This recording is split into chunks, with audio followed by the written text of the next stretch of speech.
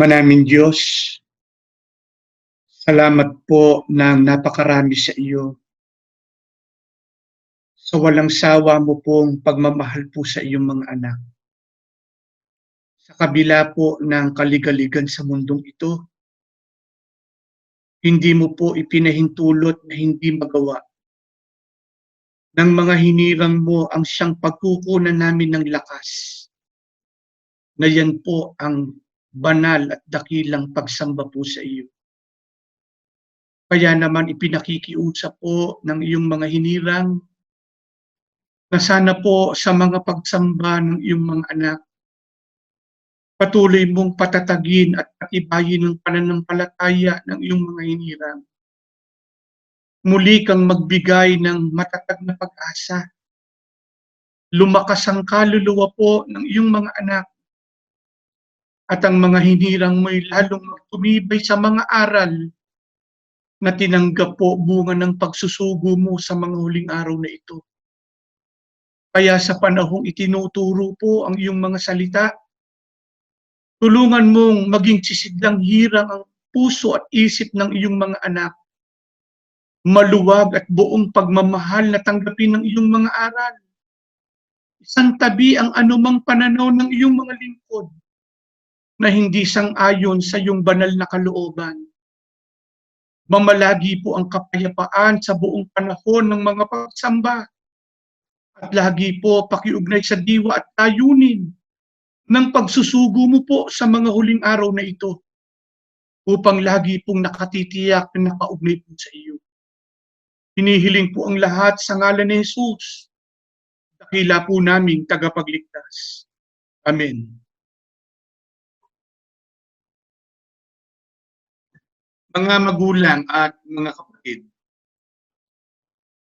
sa panahon ngayon na laganap ang kaligaligan at kahirapan,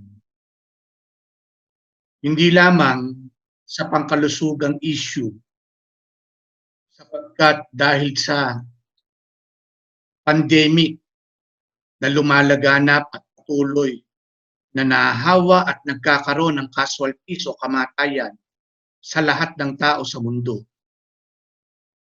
Maging ang implikasyon nito sa kabuhayan ng tao sa mundo ay damang-dama ng lahat. Maging ang kaligayahan o ang kalayaang kumilos ng malaya ay nasupil dahil nga sa epidemyang lumalaganap. Ano pat dahil ganito ang kalagayan ng sitwasyon ng mundo? Maraming tao ang nasasadlak sa matinding kalungkutan. Ang iba ay halos panawan ng pag-asa. Ang iba naman, kumukuha ng kasiyahan at kaligayahan sa iba't ibang bagay. Katulad na lamang ng ilang napabalita dito sa Pilipinas, sa halip na manatili sa quarantine yung iba, piniling lumabas ng kanilang tahanan. Minom ng alak, nagsugal yung ilan ay kung ano-anong mga pinapasok na pagkakakitaan kahit na naisapapanganib ang buhay nila at ang buhay ng ibang tao. Ano pat yung iba ay patuloy na ginagawa ang mga kriminalidad. Sa kagustuhan lang na malimot ang kasalukuyang kalagayan, kumita ng salapi at may paghugutan sila ng kaalwanan o kasiyahan sa buhay. Sa panig ng mga tunay na hinirang ng Diyos, iisa ang lalong dapat na maging kaligayahan ng mga hinirang ng Diyos. At ito ang tatalakayin po sa hapong ito. Ano ang dapat na maging kaligayahan? Lalong kaligayahan ng mga hinirang ng Panginoon Diyos. Ganito po ang nakasulat sa Lucas 10:20, ganito sinasabi. Ngunit magalak kayo, hindi dahil sa napasusuko ninyo ang masasamang espiritu, kundi dahil sa nakatala sa langit ang inyong mga pangalan. Ano po ang dapat na maging kagalakan o kaligayahan ng mga tunay na hinirang ng Diyos? Yung katotohanan na ang pangalan ay nakatala sa aklat sa langit. Bakit yun ang mahalaga? At lalong dapat na maging kaligayahan ng mga tao ng Diyos. Ganito naman po ang nakasulat sa Daniel 12:1. Sa panahong iyon ay tatayo si Miguel, ang dakilang pinuno na tagapag-ingat ng iyong bayan, at magkakaroon ng panahon ng kaguluhan na hindi pa nangyayari kailanman mula nang magkaroon ng bansa hanggang sa panahong iyon. Ngunit sa panahong iyon ay maliligtas ang iyong bayan, bawat isa na ang pangalan ay matatagpo ang nakasulat sa aklat. Bakit po lalong ito ang mahalaga at maging kaligayahan ng mga hinirang na ang kanyang pangalan ay nakatala sa aklat ng buhay sa langit? Sapagkat ang sabi ng Biblia, ang bawat isa na ang pangalan ay matatagpo ang nakasulat sa aklat ay maliligtas. Sa makatwid, gaano man katindi ang mga kaganapan sa mundong ito, ito ang dapat magpasaya sa damdamin ng mga hinirang na ang mga tao ng Diyos ligtas. Maliligtas anumang araw dumating o anumang oras dumating ang araw ng paghuhukom. Sa kabilang dako, ano naman ang kasamaan kung hindi nakatala ang pangalan sa aklat ng buhay sa langit? Ganito naman po ang nakasulat sa Apokalipsis 20:15. Itinapon sa dagat ng apoy ang lahat ng hindi nakasulat ang pangalan sa aklat ng buhay.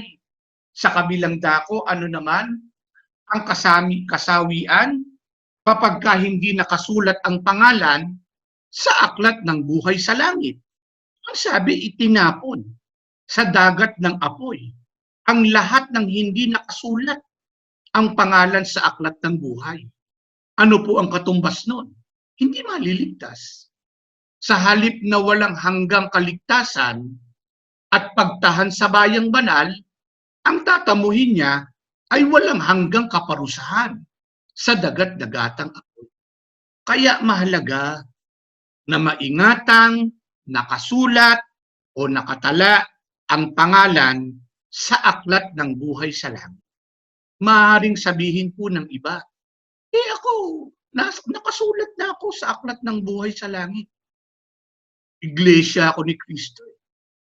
At hindi lang sa iglesia ni Kristo, tagapagtanggol ako ng iglesia. Nanindigan ako sa panig ng mga aral ng Diyos. Ang tanongin natin ay ito, kung halimbawa ay hindi nasang-ayon sa kalooban ng Diyos ang ginawa, mananatili bang nakatala ang pangalan sa aklat ng buhay sa langit? Wala bang panganib na mabura o maalis ang pangalan sa aklat ng buhay? Ganito naman po ang nakasulat sa awit 69:28.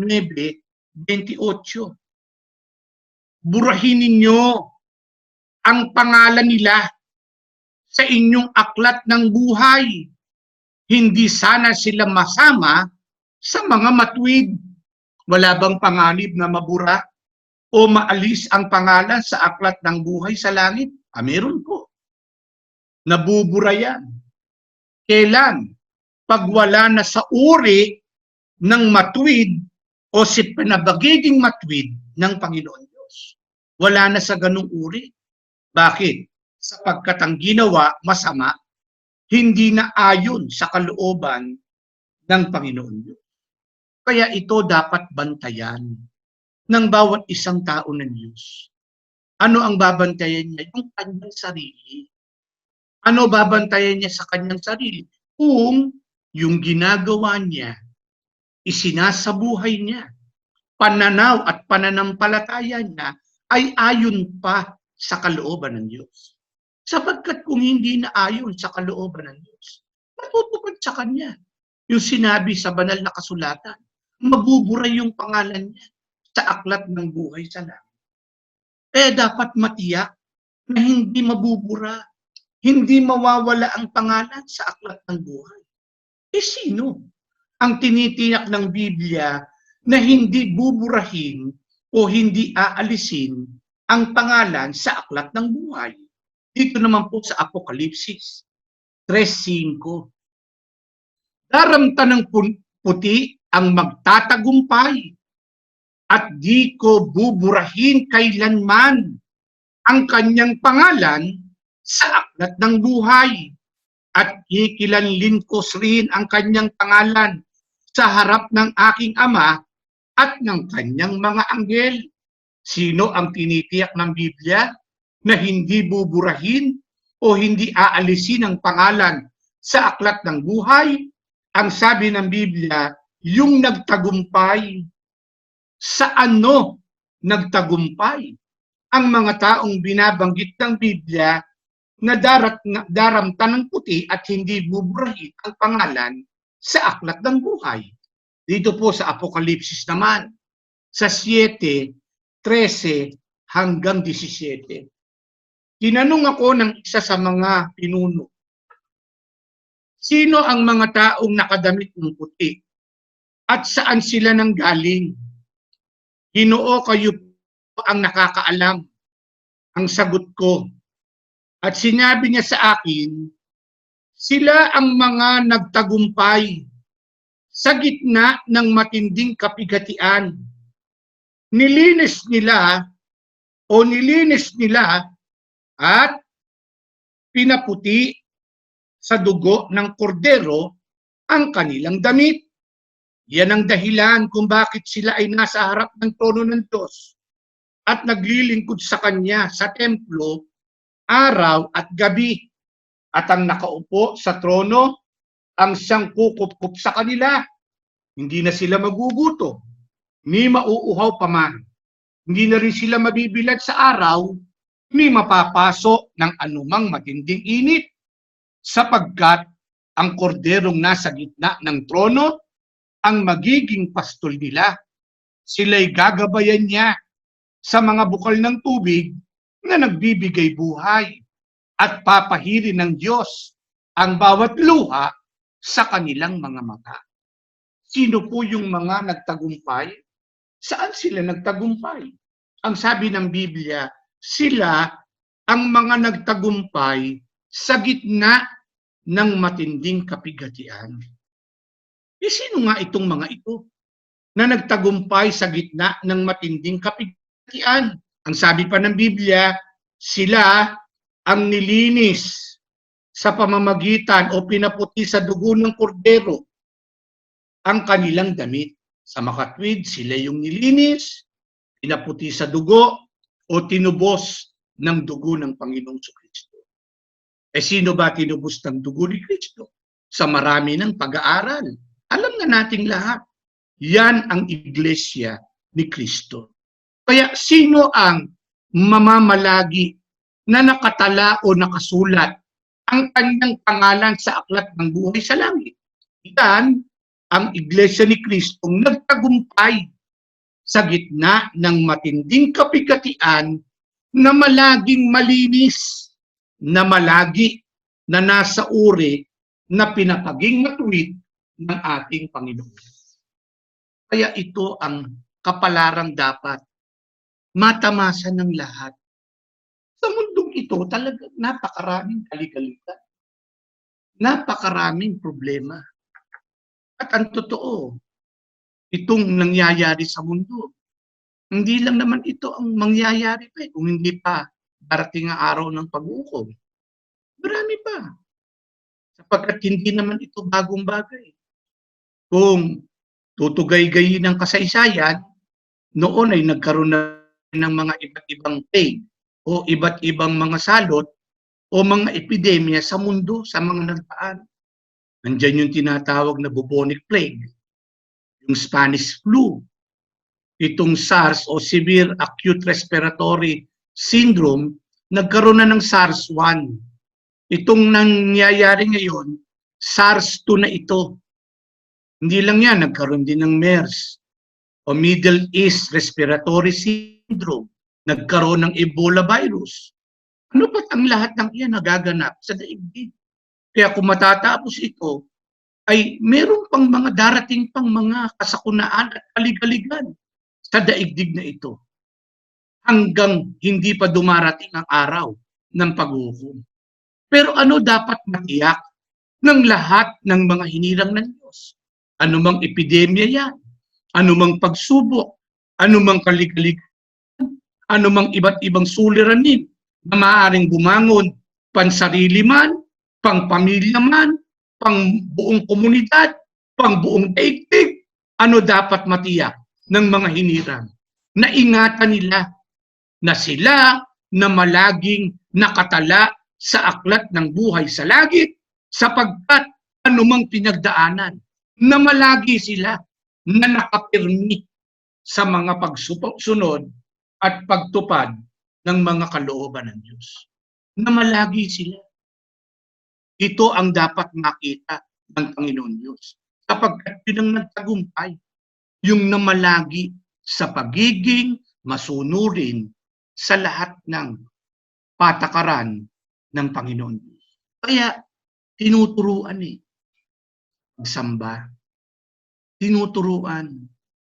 Ang pagtuturo hindi sa layunin kung magparungkit o sa layunin na patamaan ng sino man. Hindi po ganun yun. Ang pagtuturo sa layuning ingatan yung mga hinirang. Yun ang tungkulin ng tunay na ministro. Magturo kahit pa hindi maaring papabor dun sa gusto o pakiramdam ng ibang nakikinig. Pero kinakailangang ituro. Bakit po? Sapagkat yun ang magliligtas yung pagsunod sa turo ng Diyos. Pag hindi sinunod, hindi ka liligtas. Hindi ba? Yun nga ang pinagsimulan ng lahat ng mga problema maging sa mga naunang bayan ng Diyos. Tumalikod sila, hindi nila tinupad yung kalooban ng Diyos. Iba yung sinunod nila. Ibang patakaran, hindi yung patakaran ng Diyos. Kaya natalikod sila. Kaya iniingatan ang mga hinirang. Mamalaging nakapaloob dun sa bakod ng mga doktrinang itinuro, bunga ng pagsusugo kay kapatid na Felix Manalo. Kaya ano pa ang patakaran ng Diyos? Na siyang hinahanap niya para makatiyak na mamalaging nasa kaligtasan at nakatala sa aklat ng buhay sa langit. Ganito naman po nakasulat sa Roma, sa 12:11, ganito sinasabi, huwag kayong maging tamad, kundi masikap, maging masigla sa espiritu at paglingkuran ang Panginoon. Ano po ang hinahanap ng Panginoon Diyos? Na paglilingkod sa kanyang mga hinirang? Ang sabi masigla, masikap, masigla sa espiritu at paglingkuran ang Panginoon Diyos. Kaya lalo na sa ganitong mga panahon, this is the very time na lalong mapatunayan ng mga tao ng Diyos na talagang ang kanyang kasiglahan at pagtatalaga at pagsisikap nakaukol sa paglilingkod sa Diyos. Kahit na may epidemya pa, hindi siya tumitigil sa pagsamba. Kahit may mga suliranin, hindi siya tumitigil sa pananalangin sa Diyos. Ang totoo, lalong dapat siyang manalangin. Lalong dapat siyang magpanata. Lalong dapat siyang maglingkod sa Panginoon Diyos para maipakita niya sa Diyos, hindi kung kanino mang tao, sa Panginoon Diyos, na siya ay talagang naglilingkod ng totohanan sa Kanya. Ano yung lalong dapat pagtalagahan sa paglilingkod ng may kasiglahan? Dito po sa Hebreo naman, 10:25. Huwag pabayaan ang ating mga pagtitipon gaya ng inuugali ng ilan. Sa halip, pasiglahin natin ang isa't isa, lalo na't nakikita ninyong nalalapit na ang araw. Ano ang lalong? Buong siglang dapat tuparin na paglilingkod ng mga hinirang? Yung pagtitipon, yung pagsamba. Bakit po? May nagpapabaya po ba sa pagsamba? Ang sabi ng Biblia, baya ng inuugali ng ilan. Sinasadya, inuugali, ginagawang karakter. Tapos kung ano-ano yung rason at sinasabi niya. Hindi niya gusto yung nagturo, hindi niya gusto yung dumalo, hindi niya gusto yung ganito, hindi niya gusto. Meron ba tayong nabasa sa talata ng Biblia na kapag ka meron kang hindi gusto, papayan mo na yung pagsamba? Walang ganun. Ang sabi ng banal na kasulatan, huwag pabayaan ang pagtitipon. Pasiglahin ng isa't isa. Lalong dapat magpakasigla. Kailan? Lalo na anyat, nakikita ninyong nalalapit na yung araw. Nalalapit na yung araw ng paghuhukom. Ngayon pa ba naman titigil sa pagsamba? Ngayon pa ba naman kung ano-ano ang iintindihin na walang kabuluhan?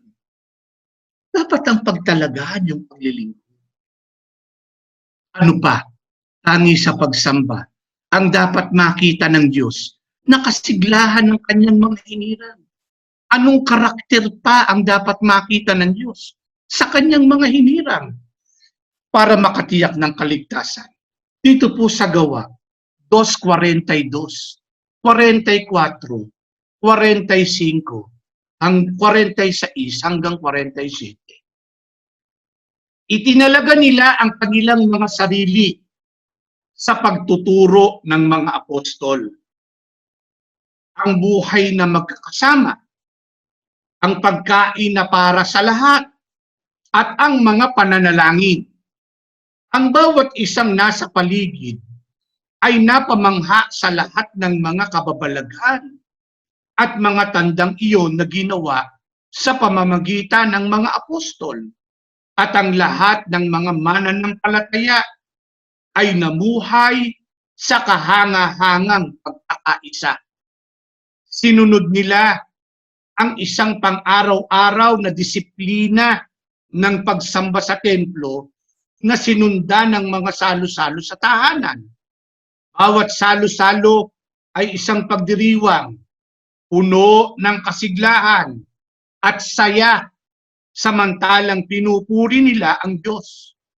Nagustuhan ng mga tao sa kabuuan kung ano ang kanilang nakikita.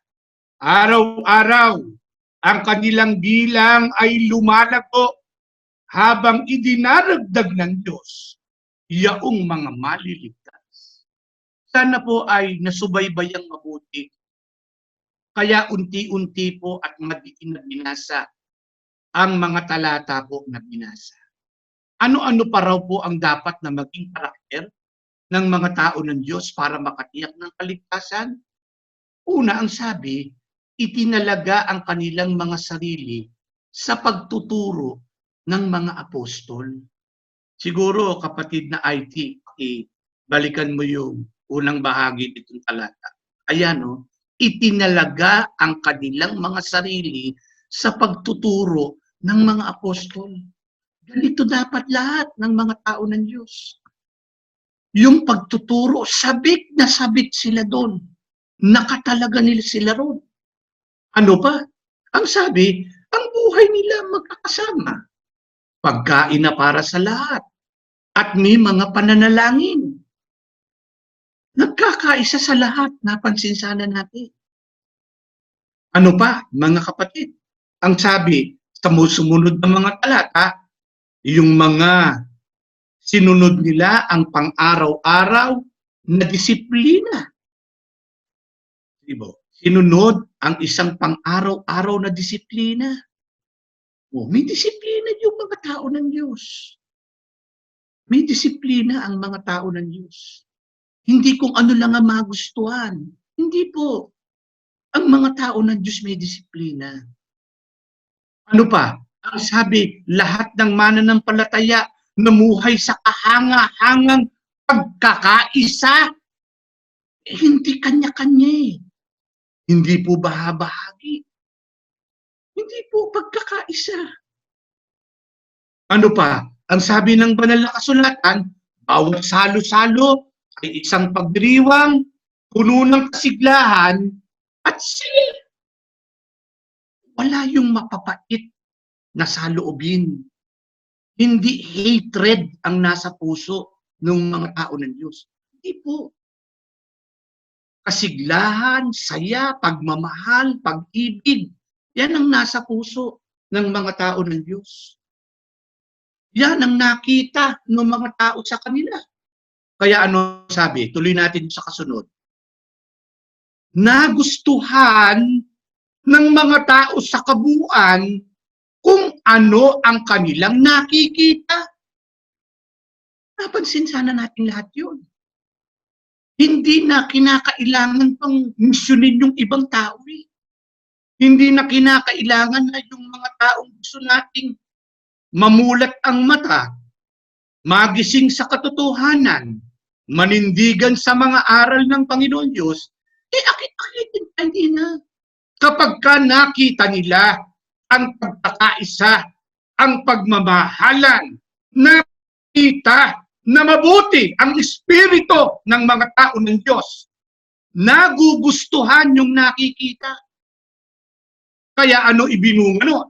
Ang sabi ng Biblia, ang kanilang bilang araw-araw lumalago habang idinaragdag ng Diyos yaong mga maliligtas. Ito sana ang makita ng Diyos lahat. Sapagkat kung ang nakita ng mga tao noon sa panahon ng mga apostol, yung mga apostol ang nagkakagatan sa isa't isa. Kanya-kanyang bintangan, kanya-kanyang pagalingan. Itong mga apostol sa halip na maawa doon sa mga nakita nila halimbawang lumpo, pilay, may sakit, agaw buhay, nagdiwang.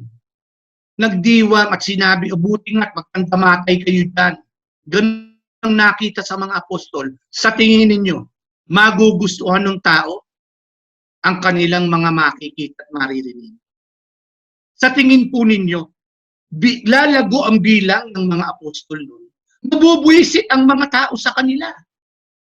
Lilitaw ang mga apostol pa ang kontrabida, ang mga hinirang pa ang kontrabida. Samantalang, sila yung nagtataglay ng kaugnayan sa Diyos. May kinalaman yung karakter. May kinalaman po. Kaya ano dapat makita? Katulad ng sinabi ng Biblia, masaya, nagkakaisa, namumuhay sa kahanga-hangang pagkakaisa, na sa mga pananalangin, nakatalaga ang kanilang sarili sa pagtuturo ng mga apostol at namumuhay ng sang-ayon sa kalooban ng Diyos. Pagka ganito, hindi lamang mamamalagi ang pangalan ng hinirang ng Diyos sa talaan ng aklat ng buhay sa langit, kundi maging napakadali niyang mangakit ng tao na sumama sa tunay na paglilingkod sa Diyos. Napakadali. Ito sana maging katangian po ng sana. Ito ang ninanais po ng mga tunay na ministro. Lubos, kaisa ang mga tao ng Diyos, lumapat sa pag-iibigan at pagmamahalan, mapuno ang puso ng pag-asa sa kabila ng kaligaligan ng mundong ito, mapuno ng inspirasyon, mapuno ang puso ng lakas, sapagkat napakahirap na magpaglalakbay. Napakahirap mamuhay sa mundo. Pahirap ng pahirap. Pahirap ng pahirap. Pabigat ng pabigat ang pagsubok. Patindi ng patindi ang mga pag-uusap. Sa ano dapat tumakbo ang mga tao ng Diyos? Sa magagawa ng Diyos. Ano ang dapat laman ng puso ng mga hinirang ng Diyos?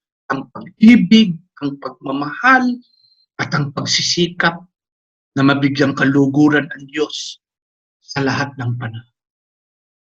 Kaya ano ang dapat hilingin sa Diyos ng mga hinirang, lalong-lalo na sa panahon ng mga pagsamba? para maitaguyod nila ang paglilingkod sa Diyos sa kabila ng napakahirap na sitwasyon ngayon sa mundo at sa mga paglalakbay sa daigdig na ito. Ganito po ang nakasulat sa awit 119, 107, 116, 143 at 169 hanggang 161. Ganito nakasulat sa Biblia. Labis-labis, Panginoon, ang hirap kong tinataglay. Sang-ayon sa pangako mo, pasiglahin niya rin buhay. Ang lakas na pangako mo upang ako ay mabuhay, ibigay mo ang pag-asa ko ay hindi mapaparam. Ang buhay ko'y nalilipos ng hirap at suliranin. Ngunit ang iyong kautusan ang sa akin umaaliw. Panginoon, tanggapin mo ang daing ko na tulungan at ayon sa pangako mo, pang-unawa ako'y bigyan. Bayaan ang dalangin ko ay dumating sa iyo, O Diyos. Sang-ayon sa pangako mo, iligtas ang iyong lingkod. Ako'y laging magpupuri, lagi kitang pupurihin, pagkat ako'y tinuruan ng aral mo at tuntunin. Ito sana ang ipanalangin ang lahat ng mga hinirang ng Diyos. Mula sa ganitong mga pagsamba, hanggang sa mga pansariling mga panalangin ng mga tao ng Diyos, isagawa sana ang pakiusap sang-ayon sa kalooban ng Panginoon. Hindi po ay tatayo at mananalangin. Panginoon po namin Diyos, salamat po ng marami sa iyo. Namamalagi po ang pagmamahal mo sa iyong mga hinirang. Sa kabila po ng kaligaligan at epidemyang lumalaganap, namamalagi rin po kasasamba sa iyo ang iyong mga anak. Mahirap, Ama namin Diyos, ang mamuhay sa mundong ito. Ang daming mga pagsubok at mga suliranin. Narito pa ang panganib ng karamdaman. Ang kahirapan, bunga ng karamdamang ito. Ang napakaraming ligali. Ano ba't kulang ang mga sandali para isa-isahin ang mga problemang bumangon, patuloy na bumabangon, maaaring bumangon pa sa inaharap. Pero panatag ang iyong mga inirang. Panatag ang mga lingkod mo. Panatag ang mga anak mo sa mga huling araw na ito. Sapagkat alam at sumasampalataya ang iyong mga hinirang. Hindi mo pababayaan ang mga anak mo. Hindi mo pababayaan ang iyong bayan. Hindi mo pababayaan ang iyong mga hinirang. Basta't babalagi lang na nasa pagsunod sa iyo. Nababalaging nagtitiwala sa iyo. Nababalagi ikaw ang minamahal. Namamalaging ang puso ay puno ng pagmamahal at pag-ibig sa iyo. Namamalaging sangayon sa iyong kalooban ang ginagawa. Kaya naman yan ang pakiusap ng iyong mga hinirang. Lagi mong turuan ang iyong mga anak. Huwag mong pagsawa ang alalayan ng iyong mga salita. Ibagunita ang iyong mga kalooban. Ito ang sundin, ito ang sampalatayanan ng iyong mga anak. Mamalagi po na masiglang naglilingkod sa iyo. Pakipagaligin mo lahat ng mga may karamdaman. Malakasin ang pangangatawan ng lahat ng iyong mga anak. Na naway magkaroon ng malusog na pangangatawan, yamang ito, ang katawang itong ginagamit sa mga ginagawang paglilingkod sa iyo. Patibayin mo po ang pananampalataya ng iyong mga anak. Gawin mong matatag ang pag-asa, mapanalanginin sa iyo. At sa iyo ilagak ang lahat ng suliranin.